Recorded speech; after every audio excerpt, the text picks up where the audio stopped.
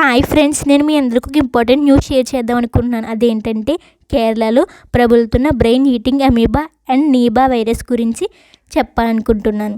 నేను ఈ విషయం మీతో ఎందుకు చెప్దాం అనుకుంటున్నానంటే, ఈ టైంలో అందరూ అయ్యప్ప స్వామి మాల వేసుకుని అయ్యప్ప స్వామిని దర్శనం చేసుకోవడానికి అని చెప్పి కేరళ వెళ్తారు కదా.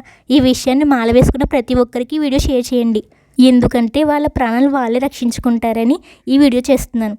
అదేంటంటే ఈ బ్రెయిన్ ఈటింగ్ అమీబా అనేది ఎక్కువగా నదుల్లోని నీటిలోని ఎక్కువగా ఉంటుందని కేరళ గవర్నమెంట్ చెప్పింది. ఎస్పెషల్గా అయ్యప్ప స్వామివారిని దర్శనం చేసుకోవడానికి స్వాములు పంపా నదిలో స్నానం చేసి వెళ్తారు కదా. పంపా నదిలో వైరస్ ఉంది అనే దానికన్నా ఖచ్చితంగా నదుల్లో ఎక్కువగా వైరస్ ఉంటుంది అంటున్నారు. కాబట్టి ఖచ్చితంగా ఈ జాగ్రత్తలు తప్పనిసరిగా పాటించాలి. ఈ అమీబా ముక్కులోంచి బ్రెయిన్లోకి వెళ్తుంది కాబట్టి నదిలో స్నానం చేసినప్పుడు ముక్కుని చేతితో పట్టుకుని గట్టిగా ముక్కును మూసుకోవాలి. అలాగే రెండవది, ఎక్కడికక్కడ వేడి నీళ్ళు ఏర్పాటు చేస్తున్నారంట.